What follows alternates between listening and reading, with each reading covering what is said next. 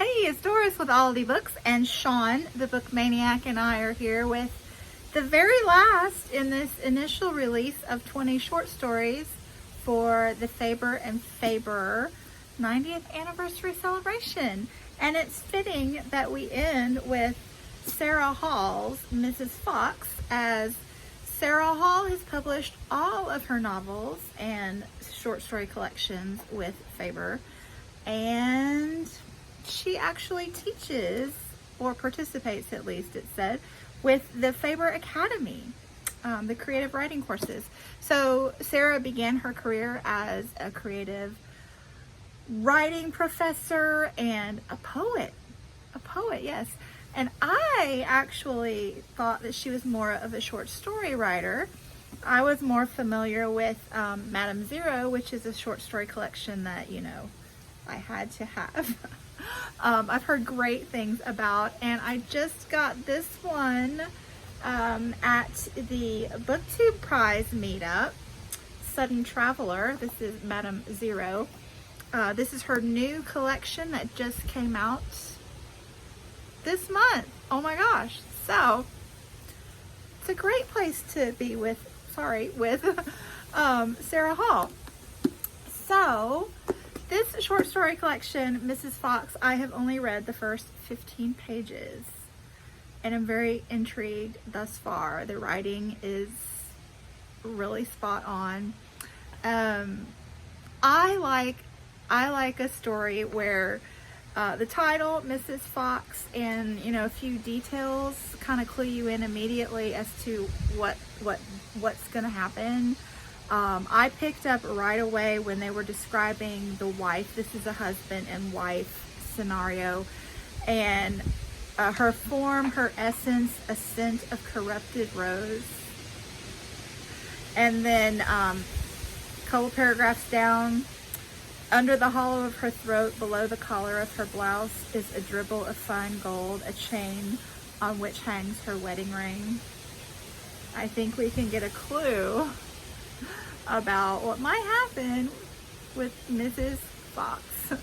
So yeah, I'm curious to see if Shawn can hang. This is typically not his forte, but possibly he might make this one an exception. So yeah, I'm gonna go ahead and get to this and finish it up, because I really think this is a story that needs to be read in one sitting. So get right to that, and let's take it to Shawn and just see. Hey Doris, well, you were very curious about my reaction. I'm very curious about this story. The surreal twist just before where we stopped reading, it's not working for me. You're right to suspect, but the writing is otherwise so good, and this story was holding my interest. I'm not going to bail on it, but I don't think I'm going to end up liking it, because that kind of a surreal plot twist does not work for me. We're not going to talk about what the twist is, at least not for now, but yeah, no. I really liked the writing. I liked how much they felt like strangers to each other.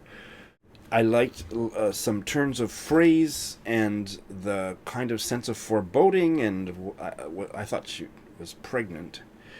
That seemed at first like morning sickness. The description of their sex life was, I thought, really interesting. She was a foxy lady, hey? And, but I have to say that there was a lot of weird word choices, like her face is pinched dark around the eye sockets. Why the eye sockets? Why not just the eyes? But anyway, markedly so, as if an overnight gauntening has taken place. Well, I checked on the internet, and there's no such word as gaunten. It obviously means to become gaunt, but that kind of a thing, when there's too much of it, and maybe it's arguable whether there's too much of it, but then also when they're driving out to the fateful park where the story takes a surreal turn. Oh, I guess they're walking. So they're walking through the cul-de-sac ringed by Kaluna houses. Kaluna is a purplish bush in Europe and the UK, but what is a Kaluna house? Just a house with Kaluna around it? There was a little bit too much of that kept me going to the dictionary and taking me out of the story. I like looking up new words, but once I found out what they meant, or once I couldn't find them in the dictionary, I was just thinking, what are you trying to prove here, Ms. Hall? Anyway, yeah, I'm going to keep reading it, but I don't think I'm going to ultimately end up liking it because this kind of a story is not usually for me. Anyway, let's see how it ends, shall we?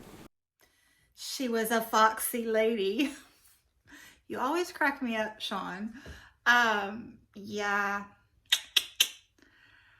It was fine. It was fine. I can't fault it in any way, really. I think the writing was good, as you said, and it was a well-constructed story. Thematically, this one really should resonate with me with the environmental overtures and the our man's pushing out nature and how nature is trying to hang on and actually revitalize and reinfuse the suburbs. But I think I never got over that distance between the couple initially, and you mentioned it. So I just never felt close to either of the characters. I didn't feel like they were like connecting. They didn't seem to have a chemistry to me between the married couple. And then, the second half of the story, I mean, come on, guys. Do we have to spell it out? The surreal nature of this novel. But I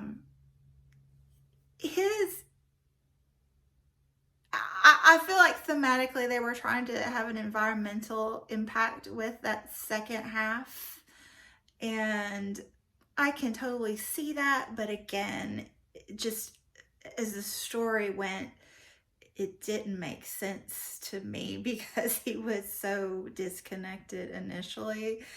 And then for him to be so nurturing, I'm just going to stop there.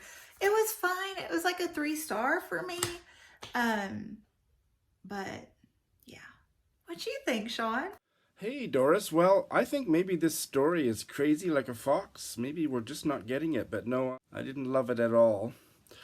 I think it's really well written. I thought she used some really bizarre vocabulary, didn't need to in places, but otherwise the writing was quite strong, and she actually did make me feel bad for the husband after the surreal departure of his wife, and I couldn't stand the surreal plot twist, but yet she still made me feel something for the husband left behind. So that's evidence of some writing prowess, I must say.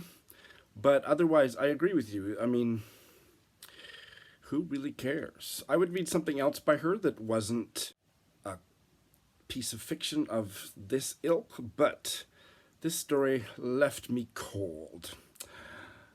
Better luck next time.